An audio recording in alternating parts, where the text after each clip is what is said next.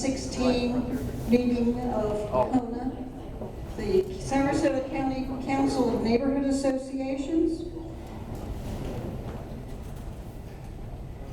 Our meetings are available on video now.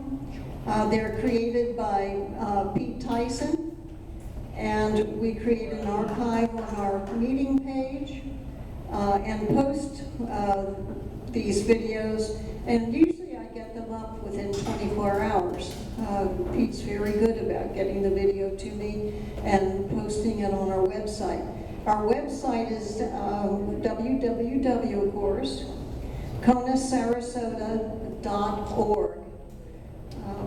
And if you'll take a look at our website, we not only have the typical landing page, but we go into a lot of detail on our meetings page with information that should be helpful to you. We have several different kinds of resource pages with links that are useful to people. I didn't have a chance to count noses at the officials that are here. I did see Larry Eager here, who's with the state's attorney.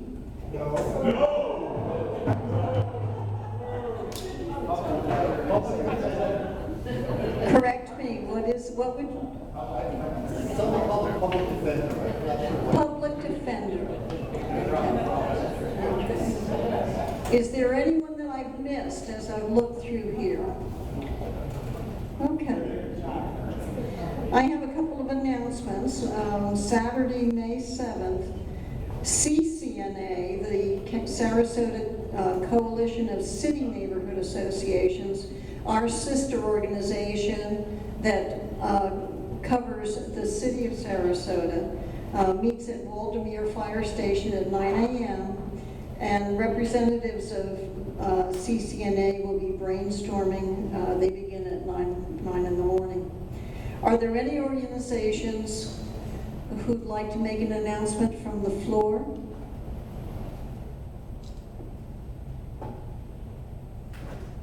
Okay, then we'll just move on down. The next CONA meeting is Monday, May 9, and that's another candidate forum. It'll cover the Senate race for the seat for District 23. And in June, we'll hold another election forum for local offices. And on our website, on our meeting page, you can always see our calendar. The annual calendar goes down a column on the left-hand side, so you can always see what we're planning in advance. It does change occasionally, so make sure you go back and look. Tonight's program is a forum for State House of Representatives for Districts 72 and 73. And candidates who were invited include Sarah Kathleen Blackwell, Ed Elliott James III, Alexandra Cynthia Miller, who are seeking the seat for District 72. James Golden, Joe Bruters, and Steve Vernon, who are seeking the District 73 seats. One of our candidates, Ms. Blackwell, has 2 children who came down with an illness this morning, running fevers and various and sundry things that we wouldn't want to mention on tape as a problem. And she was going to see if she could get, if her children would cover enough this evening to be able to leave them with a babysitter. I presume that she wasn't able to do that. Alexandra Miller had declined the invitation initially. I left it open. She didn't give it a particular reason, but that was something that was declined early on. And Joe Bruters said that he is a tax accountant and that this is the height of his business and that he doubted that he would be available. I'd like to now give the candidates who are here 2 minutes each in order to introduce themselves. I'm going to start with James. Good evening, everyone. Can you all hear me? My lovely mother just walked in, and she normally tells me to speak in my inside voice, so I'll do my very best not to offend anyone. Good evening, everyone. I'm Edward James III. I am certainly delighted to be here, and I want to thank CONA for extending this opportunity to have a very frank and candid discussion on the issues that impact our local community. I'm a fourth generation Sarasotan. Believe it or not, I was born and raised here in this beautiful city. I'm a 2008 graduate of Pineview School. From there, I went on to the University of Chicago, where I graduated in 3 years with a degree in political science, not necessarily because I'm a stellar student, but because I hate the cold weather. From there, I ended up coming back to the state of Florida, where I worked as a staffer on President Barack Obama's re-election campaign. And I ended up, after President Obama was re-elected, going to Silicon Valley, where I worked for 2 years in Google's legal department as an e-discovery data quality analyst. That's just a sexy way of saying that I looked at 3 monitors all day and looked for irregularities in code. From there, I ended up packing up my bags and coming back to the state of Florida. I worked as a regional field director on the Gwen Graham for U.S. Congress race. Many of you probably know Gwen as the daughter of former Governor and U.S. Senator Bob Graham.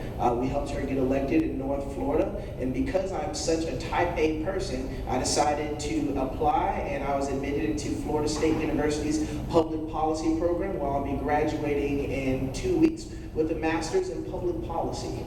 I am here today as a candidate for the Florida House of Representatives, District 72, because I believe that it's time for a new direction. I think it's time for someone from Sarasota to bring that local perspective to Tallahassee and fight for expanding economic opportunity, protecting education, and protecting our precious environment. Thank you again for the opportunity.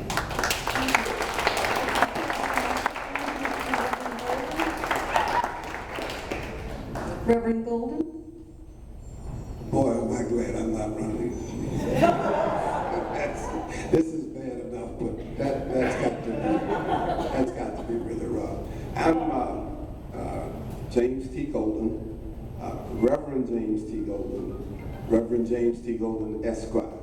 It means that somewhere along the line I went to law school, University of Florida, and I was blessed to be able to go to seminary, the Interdenominational Theological Center in Atlanta, Georgia. So that I can't sue to get, I pray for. One way or the other, it works out. I'm here simply because of Bessie. Now, you don't know Bessie. Bessie is my baby granddaughter. And I want to make sure that where I live and what I'm doing creates a situation that is positive for her to live and to stay. It's as simple as that. We live in a community that is the most diverse, and particularly in District 73. How many of you represent neighborhood associations in District 73? Okay. All right, well, I'll talk to the 2 of you all. The rest of y'all just listen. But where we are, we're evenly divided. Over 50, under 50. We're evenly divided economically. We have those who are doing well, those who are not doing well. We're evenly divided educationally. It is the most diverse district in this area. And that district abuts 6 other state house representative districts. So we're in the middle of about 7 districts. But we are also extremely divided. We're very partisan, and we are unable to come together as a community. And no matter what you think the outcome should be, it ought not leave anybody behind. It ought not exclude anybody. No matter what your problems are, we ought to be able to talk civilly to one another We ought to be able to be neighbors to one another. And I doubt very seriously if you can walk down any street in any part of District 73 and point at a house and say a Republican lives there, or a senior citizen lives there, or a Tea Party person lives there. We are all citizens in this community, and we need to start acting like it. That's why I'm here. I'm ashamed at what my grandbaby sees sometimes on TV, and I'm not going to be a part of that. Thank you.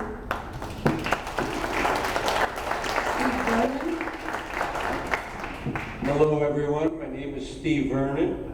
I live in Lakewood Ranch and I'm running for the Florida House of Representatives, District 73. And just to clarify an issue, District 73 is, the vast majority is Manatee County, but the part that is Sarasota County is east of Interstate 75 and north of Clark Road. So you get a perspective. So a lot of people just don't know what district they're in, but that's the district to give you a clarification.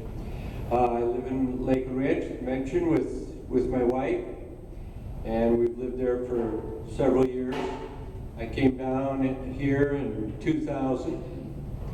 In this district, I've lived here since then in the same district.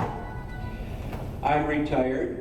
I retired a few years ago from IBM as a contracts negotiator, and I've been a businessman my entire life. Following up on what Reverend Golden said, yes, we've got to come together, and one of the attributes of a contracts negotiator is I never in 15 years with IBM and 20 years with different institutions, I was never able to not come to a deal that was both acceptable to both sides. So I know it can be done. I know we just have to sit down. I'm all for that. I think we need to come together. What I stand for is limited government. I think we've gotten government way too large. I think we spend way too much money on things we shouldn't. I want fiscal restraint, fiscal responsibility. And I think we burden, especially the small business owners, with way too much regulation. A friend of mine has been trying to... Can you wrap that up? Your time's I'm sorry. Yes, I can. Over-regulation. A friend of mine took him 1 year to open a restaurant. So I think we need to do a lot of work there. So I appreciate the time here tonight. Thank you. Thank you. I don't think I introduced myself. I'm Kathy Benz. I'm the president of CONA. And the format that we're going to follow tonight is a typical pattern that CONA uses for its candidate forums. We like to cover a lot of topics quickly, without a lot of dialogue. We like to establish the positions of candidates and to stop to examine ones that are of special interest to us. Normally I lead the questioning, and tonight we're going to try using a monitor or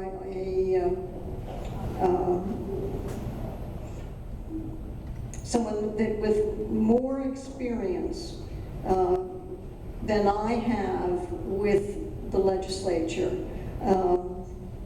Dan Lobeck, who is an attorney locally, I'm sure many of you are very familiar with him, has agreed to run the forum for us.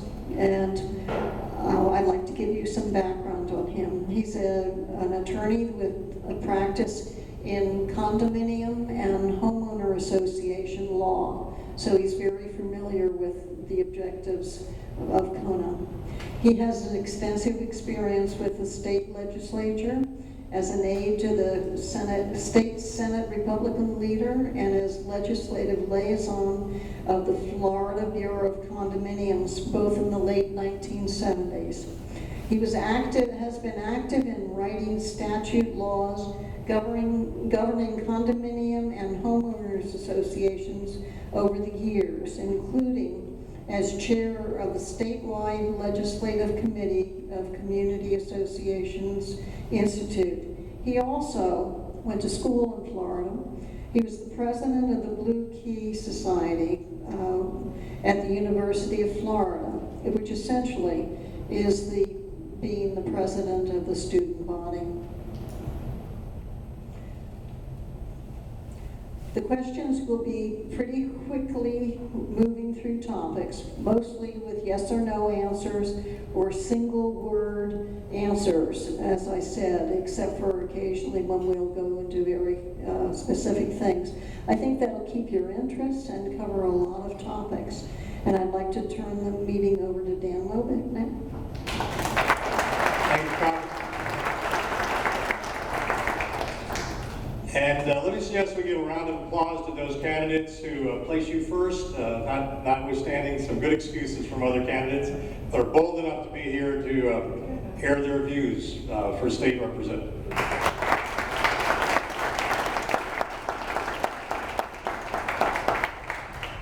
Let me ask, in light of the fact that y'all are taking the time out of your busy lives to come here and learn about civic involvement and help you make a good decision, let's give yourselves a good round of applause for coming out. As you've been told, CONA is big on lightning rounds. CONA tries to be known for getting out as much information about the candidates who participate as possible. So the goal is to cover as much ground as we can within the time we have. And I have certain questions that most of which were framed for me by some CONA leaders, and following which we will be taking additional questions. Do we have cards? Yes. If there's a question, that's okay. If you'd like to write down your question, we don't take the questions from the individuals in the audience. You need to write it down for us. If you'd like a card, raise your hand. Someone will bring you a card, and when you raise your hand again after you've written it out, we'll come pick it up. And after Dan is finished with the CONA questions, he has a special question of his own authorship, and then after that, Bill and I will do the questions from the audience. So if you want to ask a question, you can get a card and write it down, and they'll be taken out at the end. So again, we're going to have some lightning rounds, and thank you gentlemen very much for participating. And what we're seeking is, and we'll pass the mic down to you to answer this, but we're just asking for a short answer, and then we'll follow up as we can, in some instances, for additional explanations. So in all cases but one, it's a yes or no answer. So apologize. It's nothing worse than stifling a politician. I respect that. But let's see if we can work with this format. First question. If you're elected, will you vote for changing all municipal elections, all city elections, so that they all occur in November? Yes or no? Yes. Yes. Yes. Okay, you all are in favor of that, and the follow-up question I would give it is, how does that respect or not respect home rule for cities to decide their own destiny on such things?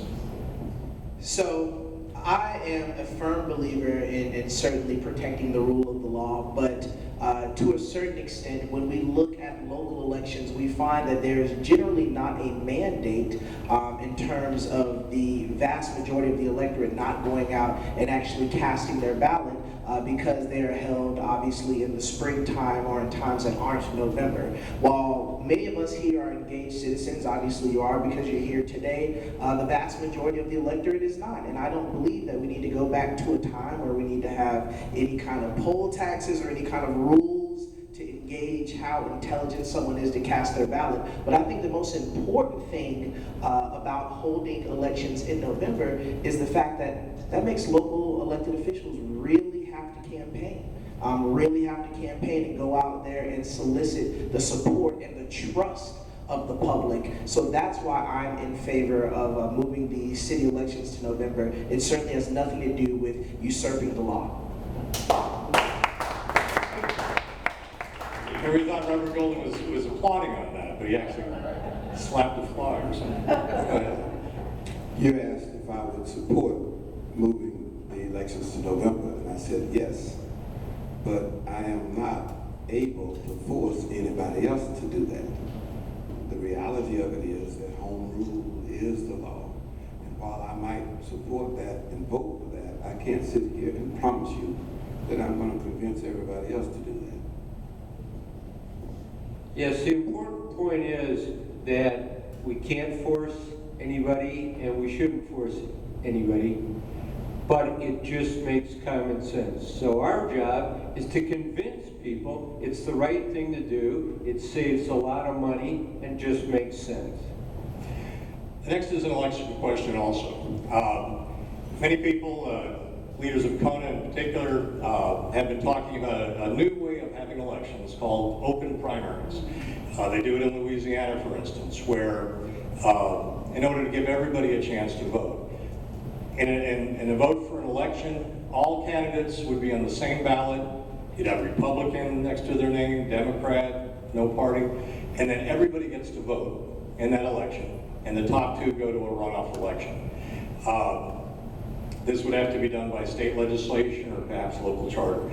Would you be for or against a proposal of state law to allow this type of election? I only get to say yes or no? No.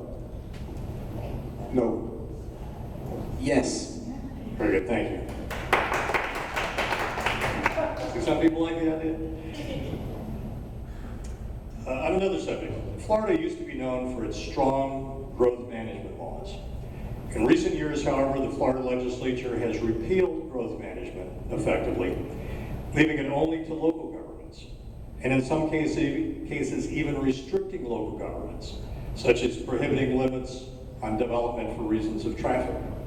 Some blame this on the undue influence of developers on state legislatures.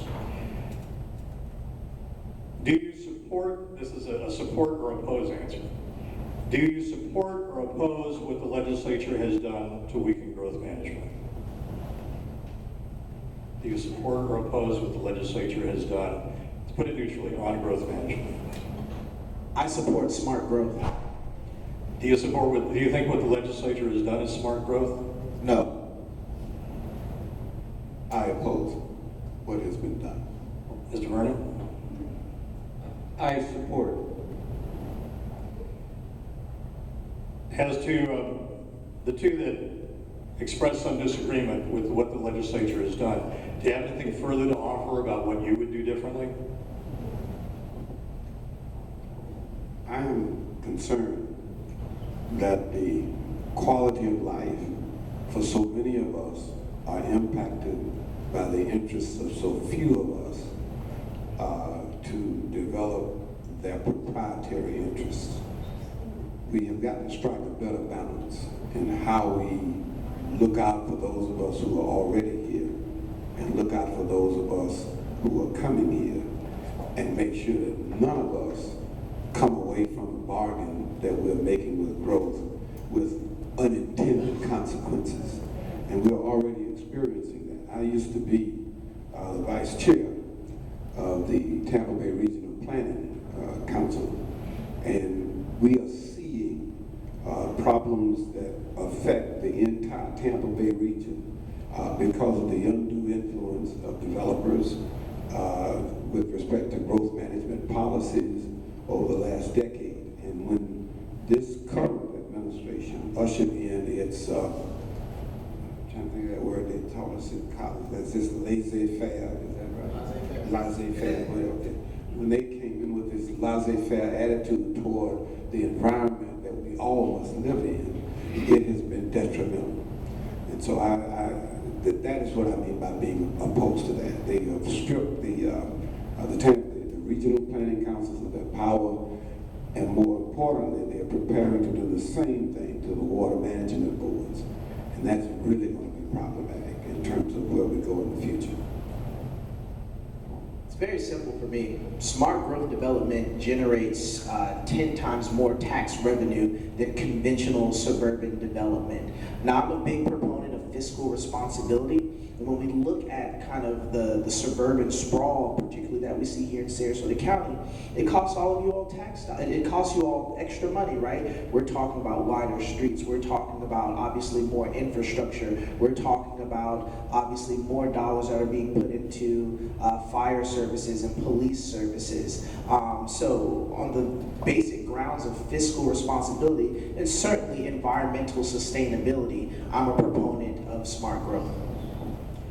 Thank you. The second and probably last growth management question, I promise. Very specifically, let's talk about one change in the law that was made, maybe the most controversial. Because you read a lot of letters to the editor, people complaining about traffic congestion and so forth. One of the changes the state made was to prohibit county commissions and city commissions from limiting development or denying a development for reason of traffic congestion. Do you think that was a good law or a bad law? Bad law. Bad. Bad. Thank you.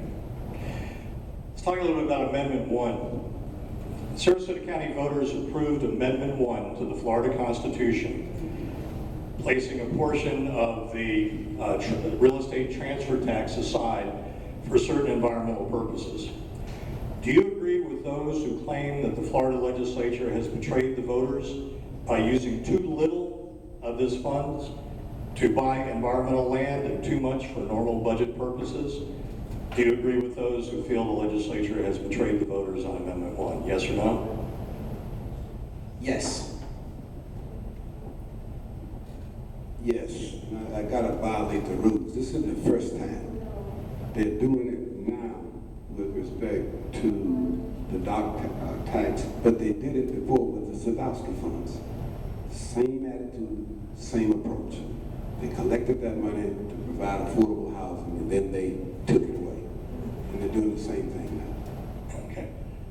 And do you think the legislature betrayed the voters as to how they handled the money from Amendment 1? Yes or no? Yes. Would you be willing to strengthen Amendment 1 to assure that the funds go to land acquisition? Yes or no?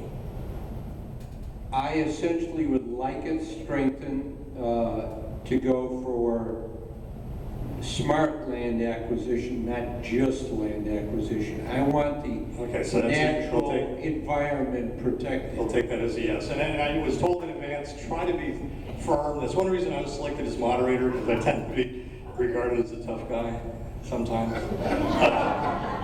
So please do try to keep to the yes or no as we can. And we'll allow some follow-up for most of the questions.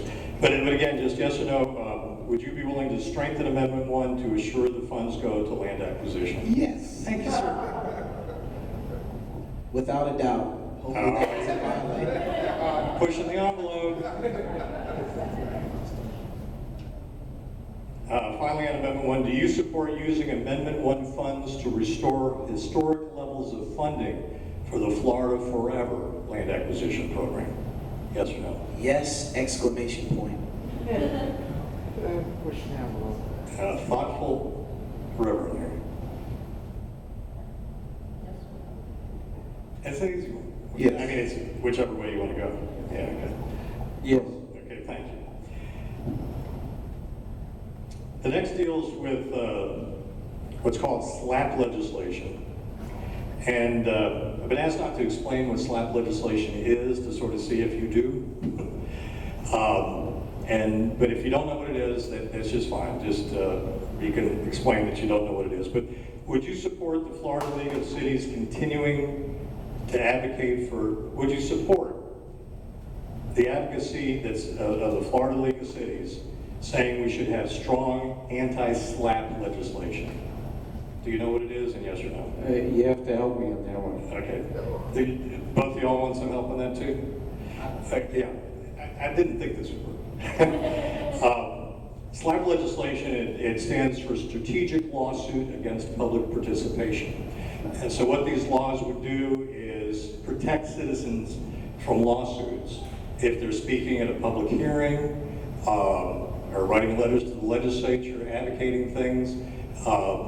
Not that people could engage in defamation, but they would be generally protected more than they are today under the law for exercising the right to speak to their elected officials. Are you for that or against that? For. I would support that. I too would support that. Next topic here is political influence. Are you concerned about the effect of large political contributions in local races, particularly what's called bundled political contributions? Are you concerned about that, yes or no? Yes. No. Yes. Okay, I'd like to follow up with Reverend Golden. Why are you not concerned about the effect of large and bundled political contributions on local races? The Supreme Court just affirmed less than a week ago by an 8-0 decision the right of one person, one vote. I'm not concerned about the money. What I'm more concerned about is the apathy. I'm more concerned about the fact that we cannot get people to turn out to vote. You know, if I earn money and I choose to spend money to influence elections, that's on me. But I still don't have but one vote. The problem that we have is that so many of us have been frustrated by seeing so much money being put into political campaigns that we have forgotten the reality of what campaigning and representative government is all about. It's getting out to vote. Now, what I am concerned about is that we can't get young people registered, we can't get turnout during the November elections, that we can't get people involved. I'm more concerned about that than the money that anybody else has, because no matter how much money you got, you don't have but one vote, just like I have. You know, and that message, I'm going to keep preaching that message, and I'm going to keep teaching that message, because that's what's wrong. It's not that the money is being put into politics. You don't ask me about corruption, but you asked about the impact of money. It's not the money. It's the fact that some people are so lacking in integrity that they take the money and then they don't do what they promise.